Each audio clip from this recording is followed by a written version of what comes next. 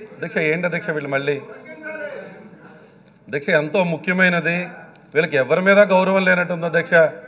సాక్షాత్తు గవర్నర్ గారే వచ్చి హిజ్ ఎక్సలెన్సీ గవర్నర్ గారు నిన్న ఇచ్చినటువంటి స్పీచ్ని కూడా వినటానికి కూడా వీళ్ళకి ఇబ్బంది. ఈరోజు మళ్ళీ చైర్ దగ్గరికి వచ్చేస్తారేంటి అధ్యక్ష వీళ్ళు? అధ్యక్ష వీళ్ళు ఎంతసేపు కూడా ప్రజలకు జరిగినటువంటి మంచిని మేము ఎక్కడ ప్రజల ముందుకు తీసుకువెళ్తామా అనేది వీళ్ళకి భయం పట్టుకుని ఈరోజు మళ్ళీ కుర్చీ దగ్గరికి వస్తున్నారు అధ్యక్ష. అధ్యక్ష నాకు అర్థం కావట్లా, వీళ్ళకి ఏమైనా కుర్చీ మీద మరి వ్యామోహం ఏమో అర్థం కావట్లా.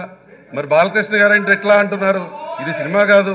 ఈరోజు వీళ్ళ కుర్చీ మీద వ్యామోహంలా కనపడుతుంది వీళ్ళకి. ప్రజలకు బాబు ప్రజలు ఆశీర్వదిస్తే వస్తుంది మీ కుర్చీ, అంతేగాని ఇలా కుర్చీ దగ్గరికి వెళ్తే రాదు బాబు. ఆ విషయం గుర్తుపెట్టుకోండి. ఇదే సినిమా కాదు. తొడలు కొడితే కుర్చీల దగ్గరికి రావడానికి కుర్చీ మీద అంత వ్యామోహం ఉంటే ఎలా అధ్యక్ష వీళ్ళకి? ఈ విధంగా అక్కడికి వెళ్ళి కూర్చుంటే ఎట్లాగా? చూసాం అధ్యక్ష. అన్న ఎన్టీ రామారావు గారు కుర్చీ లాక్కున్నంత ఈజీ కాదు అధ్యక్ష. ఇక్కడికి వచ్చి ఈరోజు మళ్ళీ కుర్చీలు లాక్కుందామని ప్రయత్నం చేస్తే ఎందుకంత అలా చేయటాలు? ఈరోజు ప్రజలు ఆశీర్వదిస్తే, ప్రజలు బ్లెస్సింగ్స్ ఉంటే ఆ కుర్చీ వస్తుంది తప్ప, ప్రజల బ్లెస్సింగ్స్ ఉంటే ఆ కుర్చీ వస్తుంది తప్ప, ఈరోజు వచ్చి గౌరవ స్పీకర్ గారి మీద ఏమాత్రం గౌరవం లేదు మీకు. అసలు అసెంబ్లీ మీద గౌరవం లేదు మీకు. స్పీకర్ గారి మీద గౌరవం లేదు. ఎంతసేపు కుర్చీ మీద వ్యామోహం కనబడుతుంది. ఈరోజు సినిమా చూస్తాం అనుకుంటూ ఉన్నట్టున్నారు. ఇలా వచ్చి ఇట్లా నేను ఇక్కడ మాట్లాడుతుంటే నన్ను చూసి ఇట్లా అంటారు ఎందుకు అధ్యక్ష? వారితో నేనేమన్నా మాట్లాడానా? డైరెక్ట్గా మీతో మాట్లాడుతూ ఉన్నా. కుర్చీ దగ్గరికి వస్తూ ఉన్నారు. తొడలు కొడితే కుర్చీలు రావు అధ్యక్ష. ఇది సినిమా కాదు, ఇది అసెంబ్లీ. ప్రజలు ఆశీర్వదిస్తే కుర్చీ వస్తుందనే విషయం కూడా వాళ్ళకి తెలియకపోతే ఎలా అధ్యక్ష?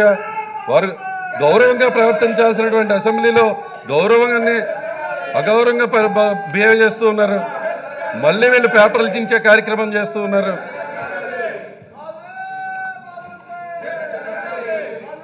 అధ్యక్ష వీళ్ళు బయటేమో రా కదలిరా అని అంటున్నారు. వీళ్ళందరూ కూడా వెళ్ళి ఆయన దగ్గరికి వెళ్ళాలనేటువంటి భావనతో ఇక్కడ వీళ్ళు ఉన్నట్టున్నారు. రా కదలిరా అంటే అక్కడ జనం రావట్లేదు. రా కదలిరా అంటే లోకేష్ బాబు గారే రావట్లేదు.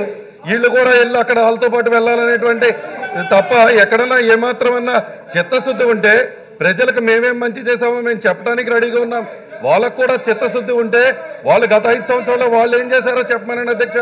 ఈ విధంగా సాక్షాత్తు గవర్నర్ గారి స్పీచ్ మీద మాట్లాడే అవకాశం వస్తే దీన్ని కూడా వీళ్ళు ఈ విధంగా ఇబ్బంది పెట్టే పరిస్థితి ఉంటే ఎలా అధ్యక్ష? అధ్యక్ష వీళ్ళింకా మారరు. ఈరోజు ఆ పేపర్లు చింపేసే విధానం, ఇంకా వీళ్ళు ఎంత అనుభవం ఉన్నటువంటి రాజకీయ నాయకులు అనుకున్నాం. చిన్నపిల్లలాగా పేపర్లు చింపి మీ మీద వేస్తూ మీ చైర్ని కూడా తోసేసే ప్రయత్నం చేస్తున్నటువంటి వీళ్ళకి ఎందుకో కుర్చీ మీద అంత వ్యామోహం అర్థం కావట్లేదు అధ్యక్ష. అధ్యక్ష నిన్న గౌరవ గవర్నర్ గారు, his excellency the governor of Andhra Pradesh doctor yes Nazir Ahmed గారు, ఆయన ఎంతో విలువలతో కూడినటువంటి వ్యక్తి. గవర్నర్ గారు అధ్యక్ష ఏంటి అధ్యక్ష విజిల్స్ ఏంటి అధ్యక్ష? గవర్నర్ గారు injustice anywhere is a threat to justice everywhere అని ఒక గొప్ప సిద్ధాంతం ఉన్నటువంటి గవర్నర్ గారు, అటువంటి గవర్నర్ గారి యొక్క స్పీచ్ని, గవర్నర్ గారు చెప్పిన ప్రసంగంపై గవర్నర్ గారు చెప్పిన ప్రసంగంగా మాట్లాడుతుంటే కూడా వీళ్ళు విధంగా బిహేవ్ చేస్తున్నారంటే ఎంత దారుణం అధ్యక్ష. వీళ్ళు అసలు గవర్నర్ గారి మీద గౌరవం లేదు, మీ స్పీకర్ గారి చైర్ మీద గౌరవం లేదు. ఏదో ఊళ్ళో ఉన్నటువంటి ప్రజలు ఆ విజిల్స్ ఏంటి అధ్యక్ష? ఆ పేపర్లు చింపేయటం ఏంటి అధ్యక్ష? అధ్యక్ష ఇది నిజంగా అసెంబ్లీని కూడా కించపరిచే విధంగా ఉంది అధ్యక్ష వీళ్ళు చేసే ప్రవర్తన. మీ ప్రవర్తన అధ్యక్ష ఇక్కడ గట్టిగా చూస్తే 10 మంది లేరు అధ్యక్ష. మొన్న 23 సీట్లు వచ్చినాయి, ఇప్పుడు 10 మంది మిగిలారు. ఈసారి ప్రజల్లోకి వెళ్తే ఆ 10 సీట్లు కూడా వచ్చే పరిస్థితి లేదు అధ్యక్ష. ఏంటి అధ్యక్ష ఇది? ఏంటి అధ్యక్ష ఇది? ఈ విజిల్స్ చేయటం ఏంటి? వీరి యొక్క ప్రవర్తన ఏంటి? ఈ విజిల్స్ యొక్క ప్రవర్తన ఏంటి? సాక్షాత్తు గవర్నర్ గారి పైన, గవర్నర్ గారి మీద కూడా ఏమాత్రం మర్యాద లేనటువంటి వ్యక్తులు. బయటికి వెళ్ళి ఊదుకోండి అప్ప, బయటికి వెళ్ళి ఊదుకోండి. ఇది సినిమా కాదు. ఫ్లూట్ చెడు విజిల్స్ ఊతే ఇక్కడ ఎవరో భయపడేవాళ్ళు లేరు. బయటికి వెళ్ళి ఊదండి అన్న. మీరు వెళ్ళండి. రా కదలరా అంటున్నారు బాలకృష్ణ గారు. మీరు వెళ్ళండి. మీ రా కదలరా అంటే మీ లోకేష్ గారే రావట్లా. నెల రోజుల నుంచి వారే రావట్లేదు. జనంలోకి మేము వెళ్తూనే ఉన్నాం.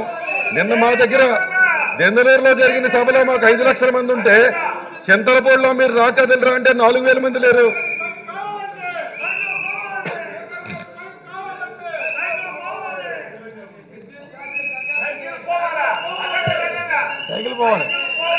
అధ్యక్ష వాళ్లే సైకిల్ పోవాలనుకుంటున్నారు అధ్యక్ష, వాళ్లే సైకిల్ పోవాలంటున్నారు అధ్యక్ష,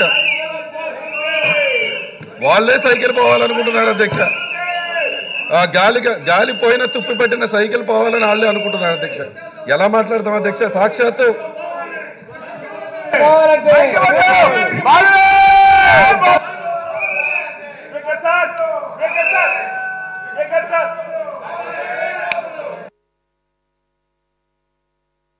గతంలో అంబేద్కర్ గారి స్మృతివనం నిర్మిస్తానని చెప్పారు. ఆయన హయాంలో ఆ విషయాన్ని ఎన్నో మార్లు పట్టించుకోలేదు అధ్యక్ష. వారు చెప్పడమే, మాయమాటలు చెప్పడమే కాదు. దళితుల్లో పుట్టాలని ఎవరైనా కోరుకుంటారా అని మాట్లాడినటువంటి వ్యక్తులు అంబేద్కర్ గారి విగ్రహాన్ని పెడతారని మేము కూడా అనుకోలేదు అధ్యక్ష. అలా ఆయన పెట్టడు, మాయమాటలే చెప్తున్నాడు అనుకున్నాం. నిజమైన అంబేద్కర్ గారి ఆశయాలను ముందుకు తీసుకెళ్తున్నటువంటి గౌరవ ముఖ్యమంత్రి గారు నిజంగా స్వరాజ్ మైదానంలో వారు ఏర్పాటు చేసినటువంటి 404 కోట్ల రూపాయలు వెచ్చించి నిజంగా